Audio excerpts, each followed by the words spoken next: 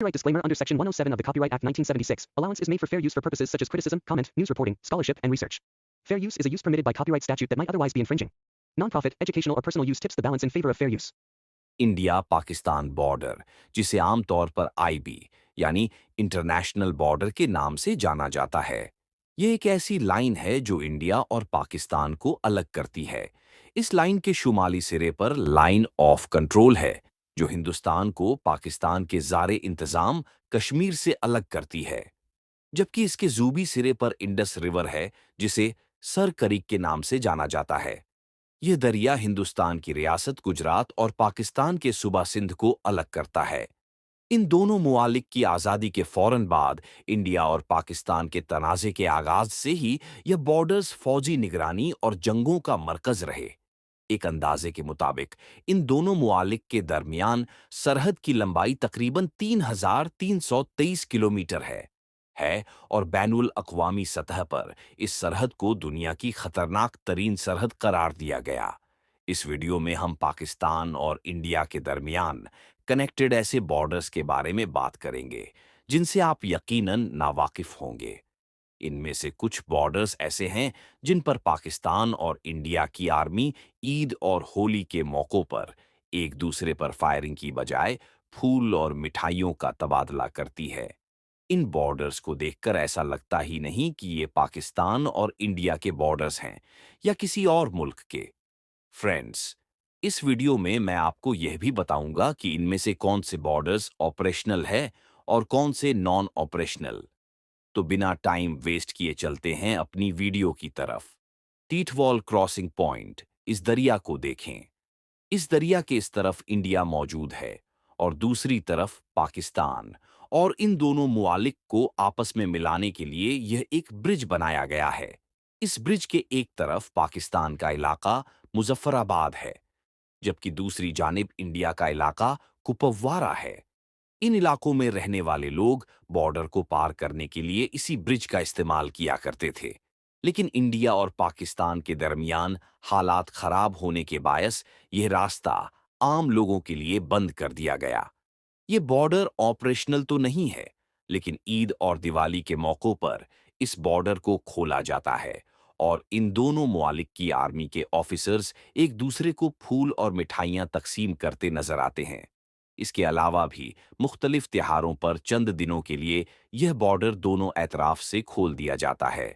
सचत्गढ़ Jammu border, ये border किसी दौर में सियालकोट से जम्मू कश्मीर जाने का एक अहम रास्ता हुआ करता था, लेकिन अब इस रास्ते को मुकम्मल तौर पर बंद कर दिया गया है।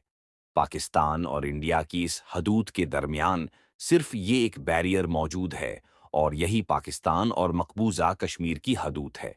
इस बॉर्डर की एक इंटरेस्टिंग बात यह भी है कि यहाँ एक पीपल का पुराना दरख्त सरहद के बिल्कुल दरमियान में खड़ा है, जिसका आधा हिस्सा पाकिस्तान और आधा हिस्सा इंडिया में मौजूद है। इस रास्ते को 1947 में पाकिस्तान और इंडिया की तकसीम के फौरन बाद ही बंद कर दिया गया था।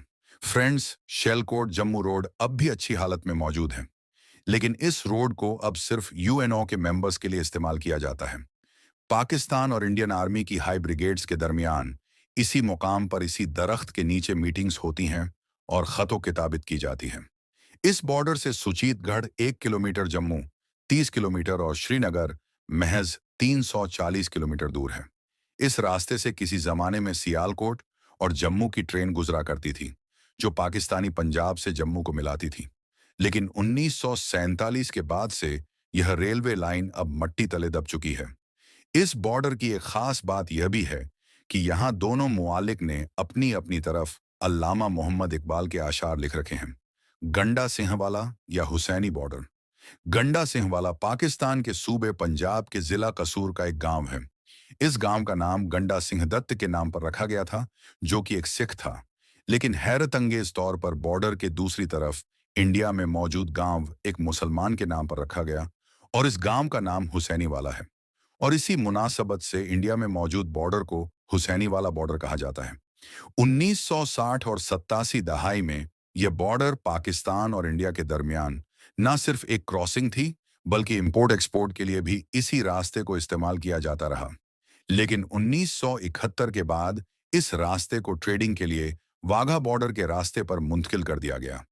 अब इस बॉर्डर पर रोजाना सोल्जर्स की रिट्रीट सेरेमनी होती है और पूरे पाकिस्तान और इंडिया से लोग इस सेरेमनी में शिरकत करते हैं और अपनी अपनी आर्मी का हौसला बुलंद करते नजर आते हैं। करतारपुर कॉरिडोर। इस कॉरिडोर को स्पेशली इंडियन पंजाब में मौजूद बाबा नानक साहब को पाकिस्तान के शहर करतारपुर के अंदर मौजूद गुरुद्वारा साहब से जोड़ने के लिए बनाया गया था। इस कॉरिडोर की खास बात यह है कि इंडियन सिख बिना किसी वीजे के पाकिस्तान दाखिल होकर गुरुद्वारा साहब में अपनी इबादत कर सकते हैं। लेकिन यह सहूलत पाकिस्तानी शहरियों के लिए नहीं है। पाकिस्तान का कोई भी शख्स बिना वीजे के इंडिया दाखिल नहीं हो सकता। 1999 के शुरू में पाकिस्तानी वजीर एआम नवाज शरीफ और उस वक्त के इंडियन वजीर आजम अटल बिहारी वाजपेयी ने इस कॉरिडोर को बनाने की तजवीज पेश की। नवंबर 2018 में नरेंद्र मोदी और इमरान खान ने इस कॉरिडोर की बुनियाद रखी और इसे 12 नवंबर 2019 में कंप्लीट कर लिया गया। इस कॉरिडोर पर किसी किस्म की भी कोई भी मिलिट्री एक्टिविटी नहीं की जाती। इस कॉरिडोर को फिलहाल सिर्फ सिख भाइयों के आने जाने के लिए इस्तेमाल किया जाता है। मोनाबाऊ, खोखरो पार, सिंध, पाकिस्तान और इंडिया के दरमियान खोखरो पार और मोनाबाऊ भी एक अहम क्रॉसिंग पॉइंट है। ये क्रॉसिंग पॉइंट पाकिस्तान के इलाके मीरपुर खास जबकि इंडिया के इलाके जैसलमेर के दरमियान में मौजूद है। पाकिस्तान और इंडिया को आपस में जोड़ने के लिए यहाँ भी एक रेलवे लाइन मौजूद है जिसमें सवार होकर बॉर्डर क्रॉस किया जाता है। 1947 में बड़े सगीर से पाकिस्तान और भारत अलग तो हो गए, लेकिन इन दोनों मुआलिक को जोड़ने के लिए ये रेलवे लाइन काम करती रही और दोनों मुआलिक में इसी रास्ते से ट्रेन चलती रही। लेकिन जब 1965 की जंग शुरू हुई तो इस रेलवे लाइन को बंद कर दिया गया।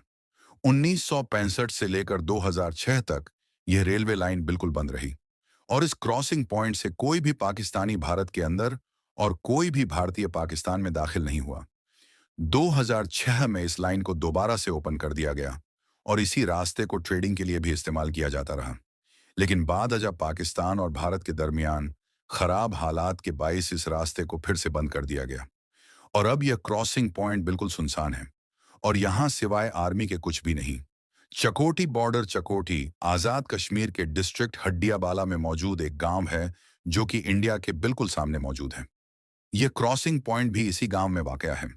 पाकिस्तान और इंडिया के दरमियान एक ब्रिज बनाया गया है जिसे क्रॉसिंग के लिए इस्तेमाल किया जाता है। इस ब्रिज के दोनों एतराफ में पाकिस्तान और इंडियन आर्मी की चेक पोस्ट और हैवी बंकर्स तामीर किए गए हैं। यह क्रॉसिंग पॉइंट पाकिस्तान और इंडिया के दरमियान इंपोर्ट एक्सपोर्ट की तरह का एक अहम रास्ता है। 2005 में पाकिस्तान और इंडिया के दरमियान एक अमन मुआहदा तय पाया और इसी मुआहदे के तहत मुजफ्फराबाद श्रीनगर बस का आगाज भी किया गया। इस ब्रिज को भारत ने कमन अमन सीतू ब्रिज का नाम दिया है जिसका मतलब है ब्रिज ऑफ पीस और यह ब्रिज ज्यादातर नॉन ऑपरेशनल है। लोंगे वाला बॉर्डर। लोंग वाला बॉर्डर पाकिस्तान और इंडिया के दरमियान एक अहम क्रॉसिंग पॉइंट था।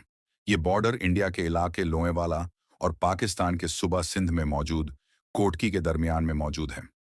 यह क्रॉसिंग पॉइंट एक सहरा में वाक़या है जिसके चारों एतराफ सिर्फ और सिर्फ या तो रेत नजर आती है या फिर पाकिस्तान और इंडियन मिलिट्री के सोल्जर्स 1971 से पहले तक इस बॉर्डर के दरमियान कोई भी बाड़ नहीं थी।